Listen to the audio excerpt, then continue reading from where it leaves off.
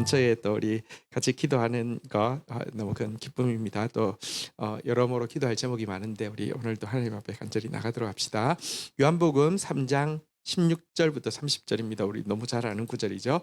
16절 17절 교독하고 시작하겠습니다. 하나님이 세상을 이처럼 사랑하사 독생자를 주셨으니 이는 그를 믿는 자마다 멸망하지 않고 영생을 얻게 하려 하심이라. 17절 시작.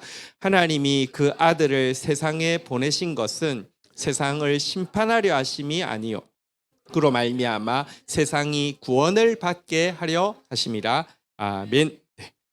너무 유명한 구절인데 어떤 배경에서 나온지 우리가 이제 지티를 쭉 했기 때문에 압니다. 어떤 배경에서 나왔습니까? 예수님하고 니고데모의 대화 끝에, 대화는 끝났고 요한복음은 어떤 대화나 사건 이후에 요한의 코멘트가 좀 들어있는 거예요. 보아라, 예수님이 하나님이 아니냐.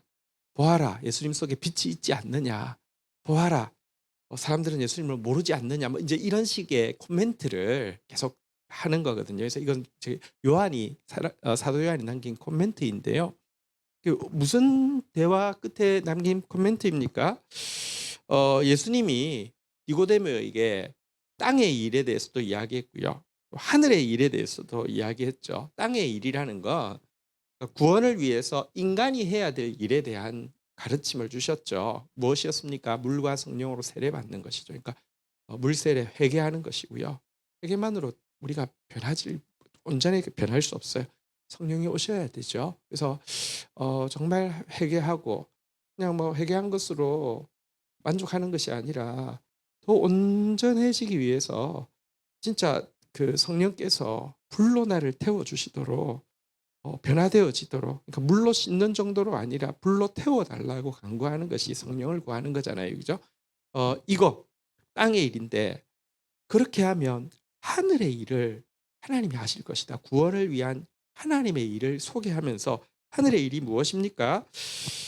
하나님의 아들이 십자가에서 죽고 부활하여 사람들에게 구원의 길을 연다는 것입니다. 요한복음 3장 13절부터 15절 하늘의 일에 대해서 예수님께서 니고데모에게 알려주셨죠. 하늘에서 내려온 자 곧 인자 외에는 하늘에 올라간 자가 없느니라. 예수님 하나님이시죠. 그러면서 모세가 광야에서 뱀을 든 것 같이 인자도 들려야 하리니, 그러니까 이게 최초로 십자가를 예언하는 것이죠. 예수님, 내가 이렇게 그 노뱀처럼 달릴 것이다. 십자가에 달릴 것이다라고 이야기하거든요. 15절 같이 한번 읽어볼까요? 시작. 이는 그를 믿는 자마다 영생을 얻게 하려 하십니다.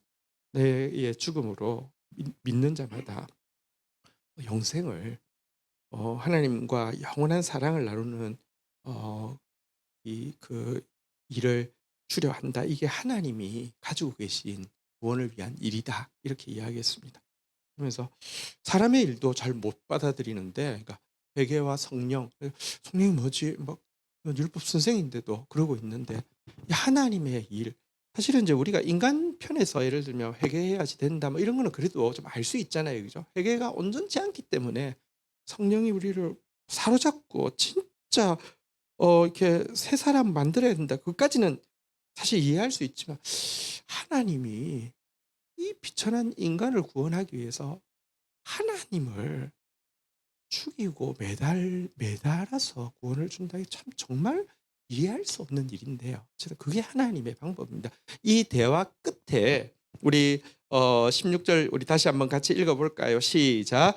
하나님이 세상을 이처럼 사랑하사 독생자를 주셨으니 이는 그를 믿는 자마다 멸망하지 않고 영생을 얻게 하려 하십니다. 사도 요한이 이렇게 이제 코멘트를 다른 것입니다. 아들을 주신 것 보면 하나님은 이 세상을 멸망할 생각이 없고요. 도리어 당신과 영원한 사랑을 나누게 하려는 것이 하나님의 마음이다. 이렇게 이야기하거든요. 17절에 한 번 더 이야기하죠. 그 아들을 세상에 보내신 것은 세상을 심판하려는 것이 아니라 세상을 구원받게 하려는 것이다. 라고 이야기하면서 예수님을 이 세상에 보내신 것이 이 예수님의 초림이 이 멸망이나 심판이 아니라 구원을 목적한 것이다. 이렇게 명확히 이야기를 하고 있는 것입니다. 예수님이 초림하신 것은요. 전혀 심판이 아니라 구원을 위해서 오신 것이다. 이런 내용인데요. 이것은 이제 요한이 코멘트해 놓은 것인데 예수님이 직접 똑같은 이야기를 하신 적도 있어요. 한번 확인해 볼까요? 요한복음 12장 46절부터 한번 보면요. 나는 빛으로 세상에 왔나니 무릇 나를 믿는 자로 어둠에 거하지 않게 하려 함이라. 빛을 믿고 빛 앞으로 나오면 내가 빛이 되어지잖아요. 그렇게 하시고 나서는 이런 이야기를 하셨어요. 47절 한번 볼까요? 시작. 사람이 내 말을 듣고 지키지 아니할지라도 내가 그를 심판하지 아니하노라. 내가 온 것은 세상을 심판하려 함이 아니요 세상을 구원하려 함이로다. 예수님의 말씀 듣고 지키지 않아도 나는 심판하지 않는다. 왜냐하고 하면 내가 지금 이 세상에 온 것은 심판을 위한 게 목적이 아니라 구원을 위한 게 목적이다. 이렇게 이야기를 하고 있어요. 근데요. 그러면 예수님 말씀 안 지켜도 되겠네요. 48절 한번 볼까요? 같이 한번 읽겠습니다. 시작. 나를 저버리고 내 말을 받지 아니하는 자를 심판할 리가 있으니 곧 내가 한 그 말이 마지막 날에 그를 심판하리라. 여러분 세상 종교와 기독교가 완전히 다르다 그랬죠. 세상 종교는요. 이 이제 위협과 보상이 주된 컨셉입니다.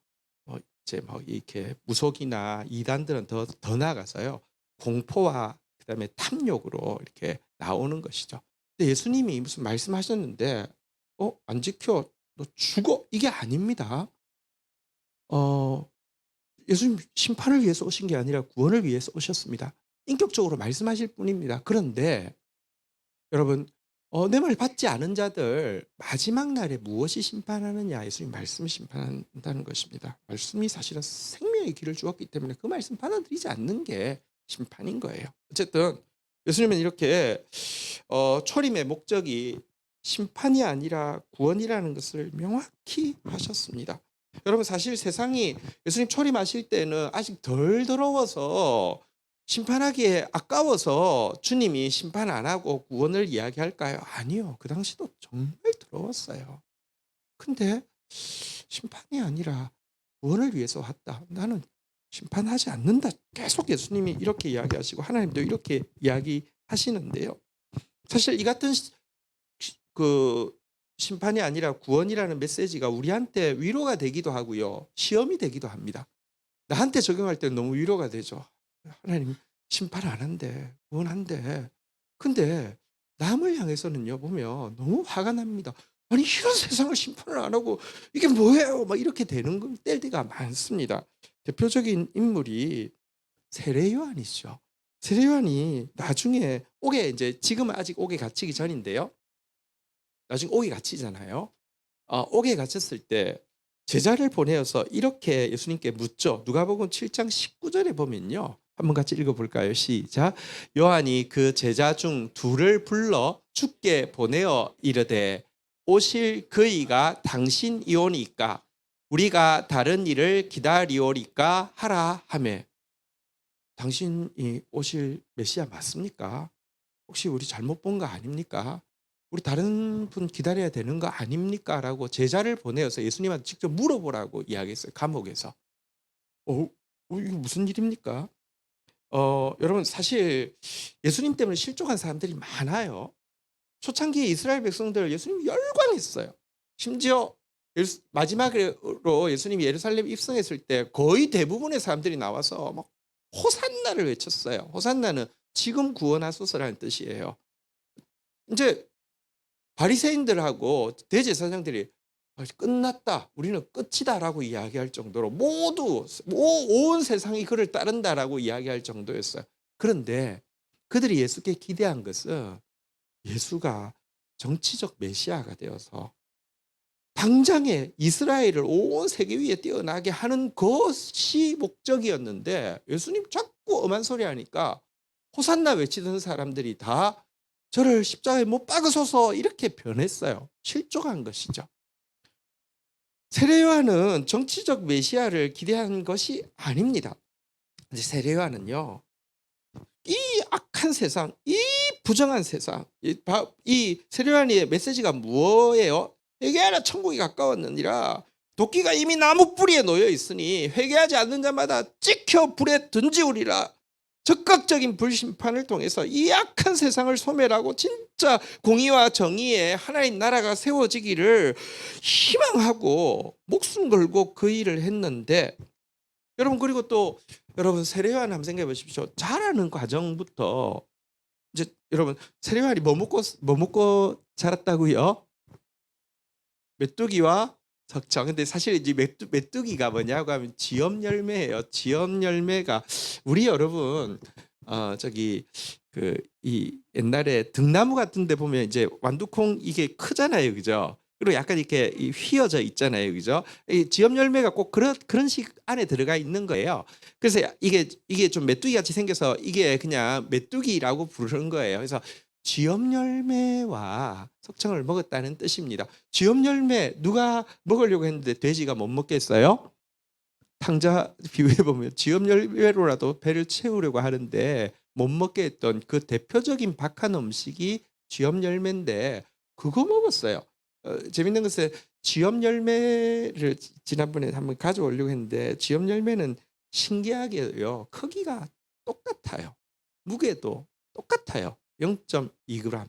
혹시 여기 조금 자매들 중에서 조금 센스 있는 사람 0.2g은 무엇일까요? 뭐 우리 또 그런 별로 그런데 귀금속에는 관심이 없으니까요. 여러분 저기 다이아몬드 1캐럿이 0.2g인데요. 왜 1캐럿이라는 캐럿이 지엽 열매를 이야기하는 것입니다. 딱 지엽 열매 크기가 1캐럿이거든요. 근데 진짜 신기한 게 모든 지엽 열매는 0.2g이에요. 되게 신기하죠. 어쨌든 보세요. 사역자로 이 말씀의 사람으로 준비될 때도 광야에서 막 척박한 음식 먹고 그 나라만을 위해서 살았어요. 그리고는 정말 아무 사심 없이 복음 전하다가 감옥에 가 있어요. 그런 자기를 딱 자기만을 위해서가 아니라 이런 제약된 세상을 쓸어버리고 심판하실 분을 기대했는데, 들리는 소문에 보니까 예수님이 자꾸 이렇게 긍휼을 베풀고 가난한 자들 돌아보고 이러니까 마음이 낙심이 된 것이죠. 예수님이 그때 무슨 이야기 하셨어요? 그 제자들한테 누가복음 7장 22절에 보면요.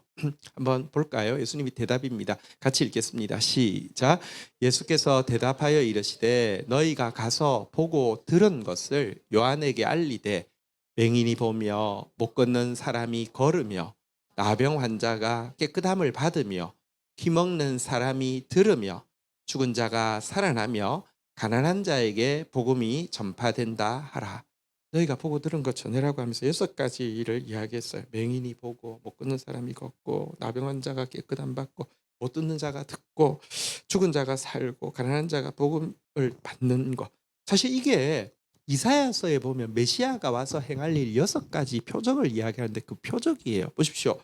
예수님이 메시아 표적대로 안 해서 지금 세례 요한이 실족한 것입니까? 아니면 예수님이 메시아 구약의 성경에 기록된 메시아 표적대로 다 하고 있지만 자기 어떤 생각, 자기 기준에 충족을 안 시키니까 낙심한 것입니까? 우리가요, 사실은요, 실족하기가 참 쉬운데 참 뭐랄까요? 근데 말씀으로 돌아가 보면 예를 들어 예수님이 말씀에서 위배돼 있고 말씀에서 약속하신 대로 안 하면 문제예요. 근데 우리가요, 그러니까 세례요한처럼 헌신돼도 또 내가 인간적으로 헌신되기 때문에 기대하는 바가 있잖아요. 그죠?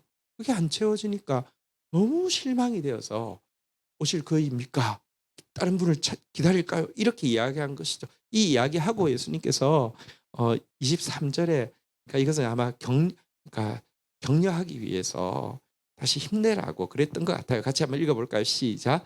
누구든지 나로 말미암아 실족하지 아니하는 자는 복이 있도다 하시니라. 근데 한번 생각해 보십시오.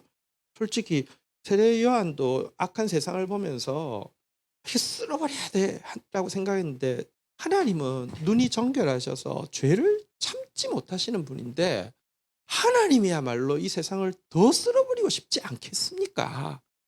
그런 하나님이 여러분 심판을 위해서 오지 않고 구원을 위해서 왔다고 하면서 하나님이 여러분 우리를 위협하는 게 어려울까요? 뭐 잘못하면 번개치는 게 어려울까요? 하나님이 인격적으로 말씀으로 대하시는 사실 하나님 마음이 훨씬 더 속상할 수 있어요. 근데 하나님은 먼저 진짜 구원을 필요로 하는 사람, 맹인들, 못 걷는 사람, 못 듣는 사람, 나병 환자, 죽은 사람, 가난한 자들 복음 전하는 게 구원하는 게 당신이 초림하신 이유다. 이렇게 명확히 말씀하시고 또 그렇게 명확히 초림 사역을 하신 것을 보게 됩니다. 자, 그렇지만 자 18절부터 오늘 본문 18절부터 돌아가 보겠습니다. 18절 19절 교독하겠습니다. 그를 믿는 자는 심판을 받지 아니하는 것이요 믿지 아니하는 자는 하나님의 독생자의 이름을 믿지 아니함으로 벌써 심판을 받은 것이니라. 19절 한번 같이 읽도록 하겠습니다. 읽겠습니다. 시작.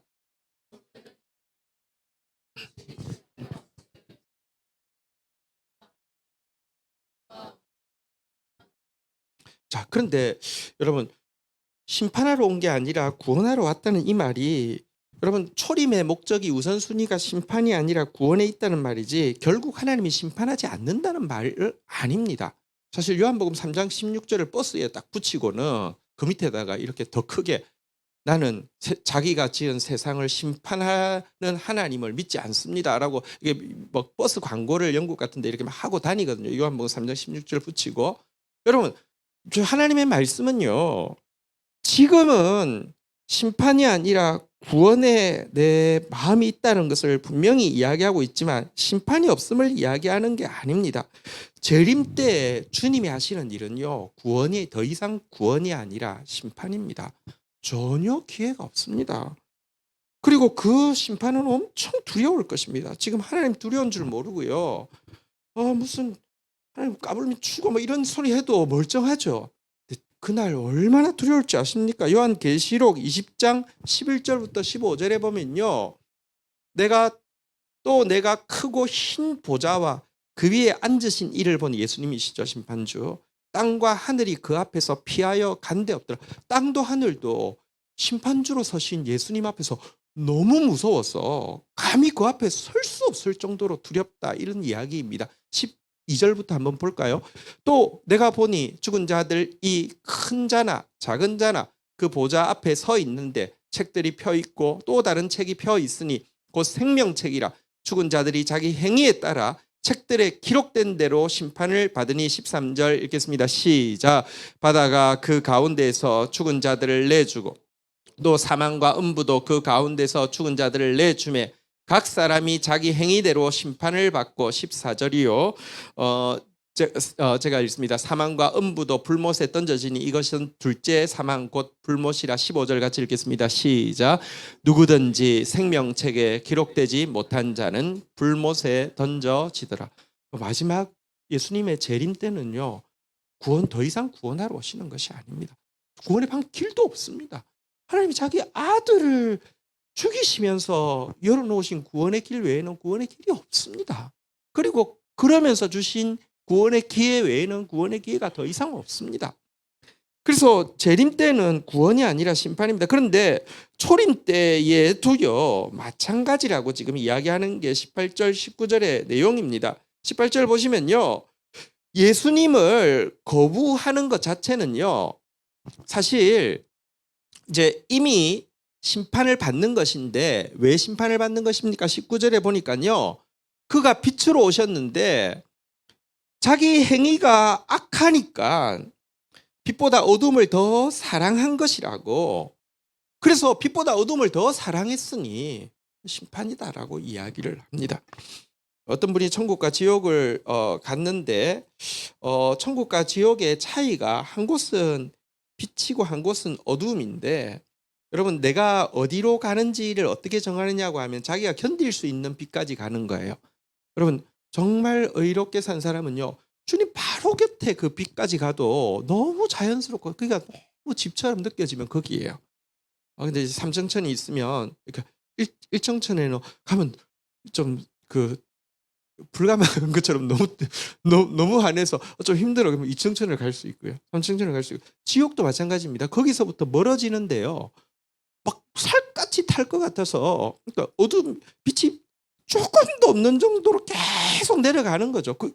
자기가 편한 곳에밖에 갈 수 없는 것이에요. 그런 식으로 이제 묘사를 했는데 글쎄요. 뭐 이제 딱 그런 잘은 모르겠지만 어쨌든 여러분 내가 이미 예수님을 거부한다는 것 자체가 내 행위가 악하고 어둠이 더 좋다는 증거이기 때문에 그것부터가 이미 구원받은 것이다라고 이야기하면서 20절 21절 볼까요? 악을 행하는 자마다 빛을 미워하여 빛으로 오지 아니하나니 이는 그 행위가 드러날까 함이요. 21절 같이 한번 읽도록 하겠습니다. 시작. 진리를 따르는 자는 빛으로 오나니 이는 그 행위가 하나님 안에서 행한 것임을 나타내려 함이니라. 네, 그래서 여러분 예수님의 존재 자체가요. 예수님 말씀 자체가 우리로 하여금 진짜 그 악을 따르는 자인지 어둠을 따르는 자인지 진리를 따르는 자인지 빛을 따르는 자인지를 갈라놓는다 이렇게 이야기하고요. 그러나 마지막 때에는 이제 갈라진 것에 대해서 다시는 돌이킬 수 없는 심판이 있을 것이다 이렇게 이야기하는 것이 요한이 지금 이제 니고데모 사건 이후에 붙여놓은 코멘트입니다. 자, 이 코멘트가 마치고 한 가지 사건을 좀 다루고 있는데요. 그 사건은 세례 요한이 감옥에 갇히기 전에 사건입니다. 한번 보도록 하겠습니다. 22절부터 한번 볼까요? 그 후에 예수께서 제자들과 유대 땅에 가서 거기 함께 유하시며 세례를 베푸시더라. 예수님이 세례를 베푼 건 아니고요. 제자들이 세례를 베푸시지만 어쨌든 유대 땅에서 세례를 베푸셨는데요. 23절 같이 읽어볼까요? 시작. 요한도 살렘 가까운 에논에서 세례를 베푸니 거기 물이 많음이더라. 그러므로 사람들이 와서 세례를 받더라. 지금 이제 오버랩이 되는 거죠. 예수님의 제자들도 세례 사역을 하고 그러니까 예수님을 받아들이려고 하면 먼저 회개가 있어야지 성령이 오시지. 성령은 더러운 곳에 가는 것이 아니잖아요. 그죠? 근데 요한도 계속 회개하라고 외치고 있으니까 세례 사역을 하는데 자, 문제가 생겼습니다. 24절. 그러니까 요한이 아직 옥에 갇히지 않은 때였는데요. 25절. 이에 요한의 제자 중에서 한 유대인과 더불어 정결 의식에 대하여 변론이 되었더니 그러니까 한 유대인이 요한 제자한테 와서 정결 의식, 뭐 세례도 되게 중요한 정결 의식이잖아요, 그죠? 아마 세례와 관련해 가지고 이게 어떤 논쟁이 있었나 봐요. 무슨 말이냐고 하면, 저쪽에 예수님 쪽 그 제자들은 그런 식으로 안 하던데 뭐 아마 뭐 이런 이야기를 한 것 같아요. 그러니까 뭐 요한 세례 요한의 제자 입장에서는 우리 스승님이 먼저 시작해서 이게 맞다고 뭐 이런 식으로 이야기했겠죠. 그랬더니 아마 그 사람이 무엇이라고 이야기했냐면 아이고 저기 웃기는 소리 하고 있네. 여기는 지금 지는 해고 저기는 뜨는 해고 대세는 지금 아이고 내가 지금 뭐 다시는 여기 오나 봐라. 사람들 다 글로 가는데 내가 그냥 예정에 와줬더니 막 나한테 말싸움이나 하고 이러면서 아이고 지는 해주지 아마 그런 이야기를 했던 것 같아요. 이 변론 이후에 26절 한번 볼까요? 요한의 제자가 푸념하는 내용입니다. 같이 읽겠습니다. 시작. 그들이 요한에게 가서 이르되 랍비여 선생님과 함께 요단강 저편에 있던 이 곧 선생님이 정언하시던 이가 세례를 베푸매 사람이 다 그에게로 가더이다. 그러니까 이렇게 그 말 듣고 막 화도 나고 막 씩씩거리고 하면서 이 이야기를 했다는 거예요. 근데 여러분 사실 보시면 요한이 개인일 때는 세상 죄를 지고 하는 하나님의 어린 양이라 뭐 이렇게 되는데 혹은 또 이제 뭐 제자 중에서 개인적으로 그러니까 그 이야기 했더니 간다고 하면 그래 가라 이렇게 이건 되는데 약간 지금 이 집단 자체가 약간 저기 와해될 수 있는 되게 분위기가 그런 지금 상황이 됐거든요. 이거 되게 좀 마음 상할 수 있는 일이잖아요. 리더 입장에서는 되게 마음 상할 수 있는 일이잖아요, 그죠? 근데 이때 세례 요한이 어떻게 반응했는지가 나와 있는데요. 27절부터 한번 보도록 하겠습니다. 참 진짜 세례 요한은 정말 귀한 사람이 맞습니다. 자, 한번 27절 같이 한번 읽도록 하겠습니다. 시작. 요한이 대답하여 이르되 만일 하늘에서 주신 바 아니면 사람이 아무것도 받을 수 없느니라. 여러분, 예를 들면 하나님이 나한테 영향력을 주셨어요. 하나님 주신 거잖아요, 그죠? 내 거 아니에요. 하나님 주신 거예요. 이 말은 하나님 주신 바 아니면 사람이 아무것도 받을 수 없는이란 말은 하나님 영향력을 주셨으면 내가 영향력을 가지고 있지만 하나님 영향력을 취해가시면 뭐 가져가시는 거예요. 그러니까 내 것처럼 할 거 아니라는 거예요. 그러니까 주신 만큼 받으면 돼. 뭐 이런 이야기를 하는 거죠. 그러고 나서 이제 본격적으로 이야기합니다. 내가 말한 바 나는 그리스도가 아니요 그의 앞에 보내심을 받은 자라고 한 것을 증언할 이는 너희니라. 무슨 말입니까? 이전까지는 보라 세상 죄를 지고 가는 하나님의 어린 양이라고 세례 요한이 이야기했다고 하며 앞으로 그런 이야기를 들으며 아이 너희는 뜨는 지는 해 저쪽이 막 대세야 아이고 다시 오나봐라 그러면 너희들이 맞습니다. 그분이 세상 죄를 지고 간 하나님의 어린 양입니다. 그분이 그리스도입니다. 그분에게 가십시오. 나뿐 아니라 너희들도 제자들 너희들도 그렇게 해야 돼라고 이야기하는 것입니다. 그런데 우울하지도 않습니다. 이 이야기를 할 때 엄청 밝게 이야기하라고 합니다. 29절 한번 볼까요? 같이 한번 읽도록 하겠습니다. 시작. 신부를 취하는 자는 신랑이나 서서 신랑의 음성을 듣는 친구가 크게 기뻐하나니 나는 이러한 기쁨으로 충만하였노라. 글쎄요, 이스라엘의 결혼 풍습에 이제 그 결혼식을 할 때 신랑이 있고 이제 신부가 있는데 그 이제 신부 들러리도 있잖아요. 근데 신랑 친구가 신부를 이제 마지막 순간에 이렇게 좀 이렇게 옆에서 이렇게 신랑한테 이렇게 인계해주는 뭐 그런 무슨 의식이 있나 봐요. 근데 이렇게 인계해주면 신랑이 딱 받으면 이렇게 그 이제 신부를 딱 이렇게 손을 잡고 하면 너무 기쁘겠죠. 근데 인계해주는 순간 신랑 친구들은 막 울상이 되거나 이러면 지금 결혼식 분위기 이상하죠, 그죠? 같이 너무 기뻐하지 않겠습니까? 지금 그리스도를 소개해 주는데 자기는 너무 기쁨으로 나는 이런 기쁨으로 충만하다고 라고 이야기를 하고 있습니다. 그러나 조직으로 치면 이건 진짜 이거 완전 분위기 완전 깨는 거거든요. 지난번에 야고보하고 요한이 글로 가는 거는 좀 약간 개인적인 차원이지만 이건 조직이 지금 와야 되는 분위기란 말이에요. 즉 이래 놓고는 수습이 그래도 좀 약간 수습 조직인데 수습을 해야 되지 않겠습니까? 종지부를 찍는 말을 하는데 30절 한번 보도록 하겠습니다. 시작. 그는 흥하여야 하겠고 나는 쇠하여야 하리라. 이 말 듣고 제자 중에서 누가 남겠습니까? 아니나 다를까 세례 요한은요 이 이야기 이후에 감옥에 갇히고요. 그래서 이제 목베어 죽임을 당하게 됩니다. 근데 이거는 사실 진짜 진짜 자기 소멸적인 고백이죠. 그러니까 나는 점점 사라지면 돼. 그분만 나타날 수 있다면 나는 점점 사라지면 돼. 참 귀한 하나님의 사람이 틀림없습니다. 그래서 예수님이 그 아까 그 왔던 제자들을 돌려보내고 나서 무리들에게 묻죠. 너희는 세례 요한에 대해서 어떻게 생각하느냐? 약간 보십시오. 이렇게 세례 요한이 당신 맞습니까? 하고 왔잖아요. 그죠? 가서 이렇게 전해라 이렇게 이야기하고 나서 무리한테 묻는 거예요. 너희는 세례 요한에 대해서 어떻게 생각하느냐? 분위기상은 까는 이야기가 나와야 될 것 같지 않습니까? 그게 말이야 사실 좀 이렇게 촉이 떨어져서 아니 사실요 이 이단이 얼마나 악하고 사악한 줄 아십니까? 이 이단이 세례 요한의 이야기를 하면서 세례 요한이 예수님을 의심했기 때문에 목베어 죽임을 당했다는 것입니다. 그러면서 이거는 이제 그 JMS 이번에 이번 주 중에 이제 17년형을 이제 확정받았잖아요, 그죠? JMS 내용에 나와 있습니다. 나를 의심하며 그 세례 요한처럼 목베임 당할 것이고 나를 의심하며 와스디 왕후처럼 폐위 당할 것이다. 이렇게 이야기를 하는데 사용합니다. 근데 예수님이 정작 당신 맞습니까라고 물어러 온 제자들을 돌려보내고 나서 그를 누구라고 생각하느냐? 그는 선지자가 아니라 여인이 낳은 자 중에서 가장 큰 자다. 이렇게 이야기를 하고 있습니다. 사실은요, 정말 귀하죠. 이런 고백 정말 자기가 하나도 없는 사람 어떻게 그럴 수 있었을까? 진짜 정말 여인이 낳은 자 중에서 가장 큰 자다. 이렇게 예수님이 인정해 주시는 분이 정말 철저한 자기 부인의 사람임을 잘 볼 수 있습니다. 그러면서도 또 이런데도 실족할 수 있다는 것이 인간이 얼마나 연약한지도 잘 보여줍니다. 네, 보십시오.